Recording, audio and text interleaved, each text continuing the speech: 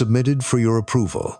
1 Michael, age 38, a resident of a comfortable world, a passenger in a life of privilege, a man with a sterling education, a charming smile, and a future that appears as bright and as boundless as a summer sky. But look closer, peer past the curated perfection, and you will find a man paralyzed, a soul in stasis, living in a gilded cage he does not know is a cage. This is a portrait of a man bound not by chains of iron, but by the invisible, unbreakable chains of a mother's love. We are about to explore the landscape of his mind, a place of quiet desperation that Carl Jung gave a name to, the Devouring Mother. Let us imagine a man. Let's call him Michael. Michael is 38 years old. To the outside world, he is the perfect son of a perfect family. His father a respected senator, his mother a formidable figure in the city's high society. He's handsome, impeccably dressed, and educated at the finest schools. He can hold a fascinating conversation about art, politics, and philosophy, the kind of conversation that impresses at a fundraising gala. His life is a curated series of respectable appointments. He sits on the board of a prominent charity, a position arranged by his mother. He has a consulting job at a firm owned by a family friend. But he has never built anything for himself, never faced a real professional risk. His ambition has been replaced by the much safer goal of never causing the family embarrassment. He dates a series of beautiful and impressive women, but the relationships never last. The moment a genuine, messy, human connection begins to form, a sense of panic sets in. The woman is subtly deemed unsuitable for the family's image, or Michael himself finds a reason to end it, fleeing back to the safety of the predictable. He is forever chasing a potential he is terrified to fulfill. Michael is the Puer Aeternus. His gilded cage is not just an apartment, it's a family dynasty, and its bars are forged from expectation and legacy. But for Michael, this prison is not external, it is internal. The chains are not made of iron, they are forged from emotion and unconscious agreements. He lives with a constant, low-grade fear. He has a paralyzing fear of failure, because any misstep would not just be a personal failure, but a public crack in the perfect facade of his family dynasty. To avoid this, he avoids the arena altogether. He doesn't apply for the difficult job that might expose him. He doesn't start the ambitious business that might fail. He doesn't approach the woman who might see the real, imperfect man behind the curated image. He stays within the bounds of what is safe and known. This fear extends to all forms of risk in Michael's life, especially financial. His relationship with the vast family wealth is strange and stunted. He does not see it as a tool for building, for creating, or for exercising his own power in the world. Instead, he sees it as a source of security, a substitute for the maternal embrace that provides for his every need. He is overly cautious, terrified of losing what he has never truly earned. He avoids risky investments. He hesitates on any purchase that feels like a true declaration of independence. His vast inheritance is not a weapon in his arsenal, it is a security blanket. This financial timidity is a direct reflection of his psychological timidity. He cannot risk his capital because he has never been allowed to risk his heart. And so, his relationships with women become a map of this inner dynamic. He is drawn to one of two types of partners. The first is a carbon copy of the maternal archetype he knows so well. A powerful, often older woman who is nurturing, controlling, and who makes all the decisions. He mistakes this for love, when in fact, it is a continuation of the nursery. The second type is the opposite, a damsel in distress, a young, vibrant, often chaotic woman who is weak, helpless, or broken. In this dynamic, Michael gets to play the role of the savior, a position of false strength that allows him to feel like a man without ever having to truly become one. He cannot connect with a woman as an equal partner because he has never been allowed to become an equal himself. He remains bound by an invisible loyalty to his mother's world, paralyzed by a profound guilt that would arise if he were to ever truly claim his own life, on his own terms. To understand the root of this condition, we must turn to one of Jung's most fundamental concepts, the archetype. An archetype is a universal, primordial image or pattern that resides in the collective unconscious of all humanity. One of the most powerful archetypes is that of the Great Mother. This is not your personal mother. This is the deep, instinctual image of mother that exists within every person. Jung taught that this archetype has two primary faces, two opposite poles. The first is the nurturing mother. This is the positive pole. She is the source of all life, comfort, and security. She is the warm embrace, the unconditional love, the safe harbor that allows a child to grow and feel secure in the world. Her presence is absolutely essential for the healthy development of a child. Without a connection to this positive, life-giving force, a child cannot thrive. But every archetype has its shadow, its opposite pole. The shadow of the nurturing mother is the devouring mother. She is the spider, the dragon, the witch in the woods. Her love is not about nurturing the child's growth, but about preventing it. Her goal is to keep the child dependent, weak, and enmeshed with her forever. She does not want her son to become a man and leave. She wants him to remain a boy, her boy, for all of time. Every mother contains both of these aspects. The healthy mother knows when to be a harbor and when to push the ship out to sea. The tragedy of the devouring mother complex occurs when this dark, possessive pole becomes the dominant force in the relationship. Now, we must be clear. We are not laying blame. We are diagnosing a psychological dynamic that is often, itself, unconscious. The mother who creates this prison does not usually do so out of malice. She often does it out of her own fear, her own unlived life, and what she genuinely, tragically believes is love. But the results are the same. We must look at the behaviors unflinchingly. The primary tool of the devouring mother is overprotection.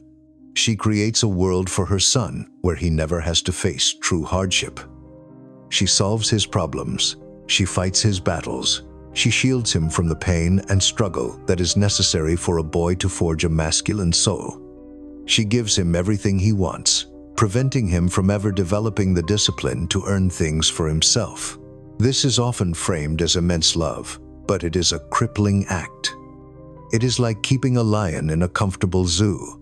You have guaranteed its safety, but you have stolen its wildness, its power, its very essence. Another powerful tool is praise, but a specific, conditional kind of praise. She doesn't praise his strength or his independence.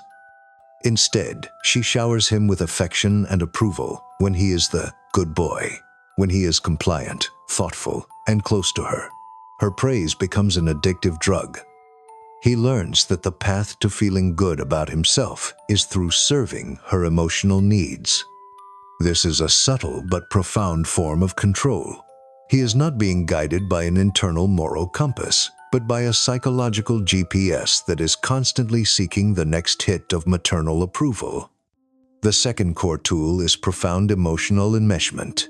She makes her son her primary source of emotional fulfillment. He becomes her confidant, her little husband. He is made to feel responsible for her happiness. If she is sad, it is his fault. If he does something to upset her, he is met with a tidal wave of guilt and emotional withdrawal. This forges the invisible chains. The boy learns that his own independence causes his mother pain, and so he learns to suppress his own desires, his own life force, to keep the peace. He becomes so attuned to her emotional state that he loses touch with his own. He is a satellite orbiting her emotional sun.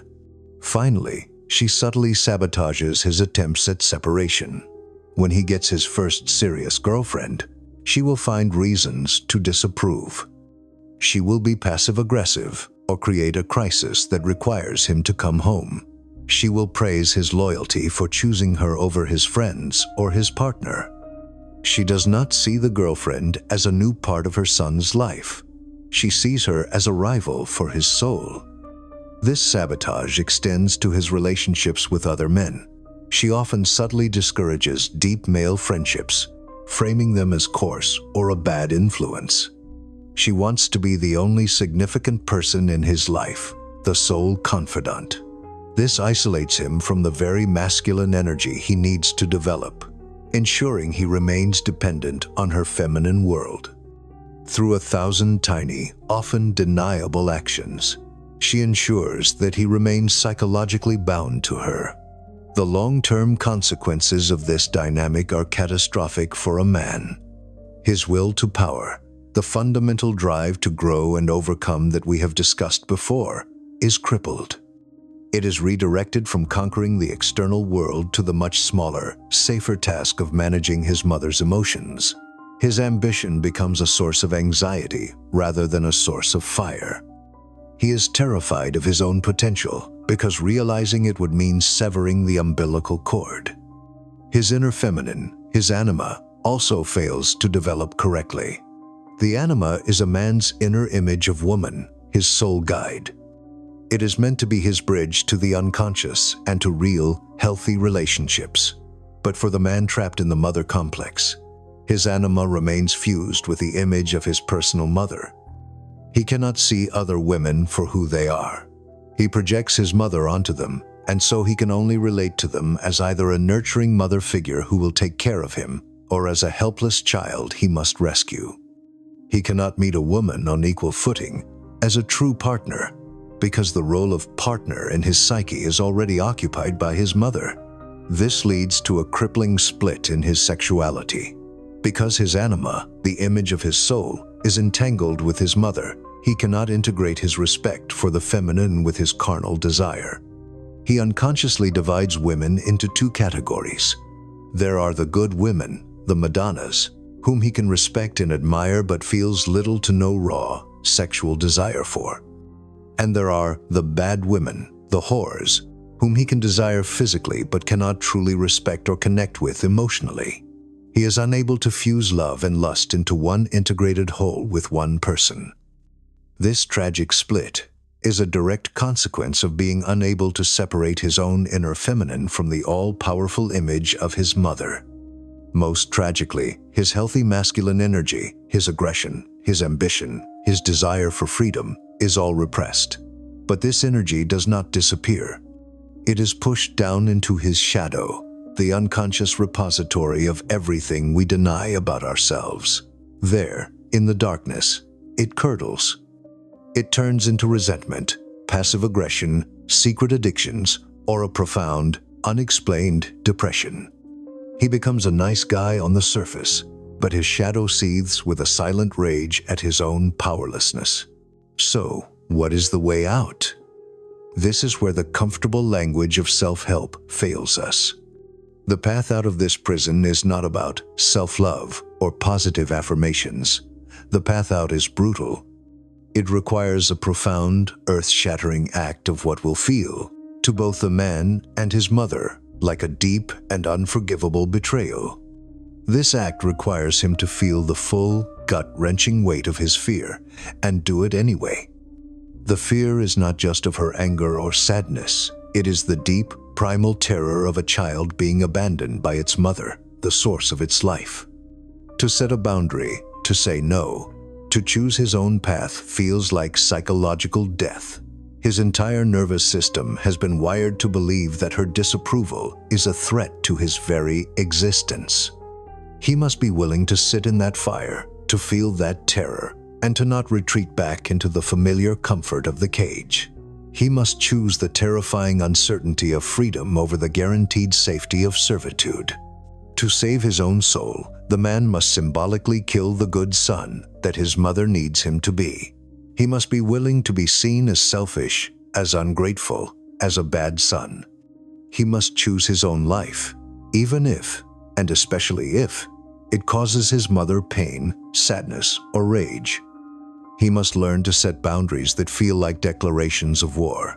He must learn to sit with her disappointment without flinching, without apologizing, without rushing in to fix it. This act of betrayal is the single most important and most terrifying act of his life. It is the moment he chooses to be the hero of his own story, even if it makes him the villain in hers. There is no 5-step plan to fix this. There is no magic pill.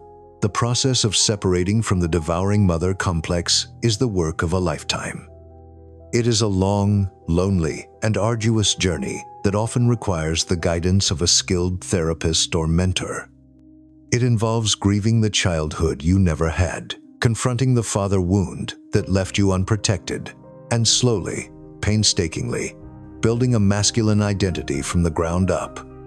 An identity that is truly your own. The purpose of this video was not to provide you with a cure. That would be a lie. The purpose was to provide a diagnosis. It was to turn on the lights in the prison cell you may not have even known you were in. It was to give you the language and the framework to understand the invisible forces that have been shaping your life. We are, in a sense, handing you the key to your own cage. The bleak and terrifying truth is that you, and only you, can muster the courage to put it in the lock. You, and only you, can decide to turn it, to push open the heavy door, and to walk out into the painful, blinding, and glorious sunlight of an authentic life.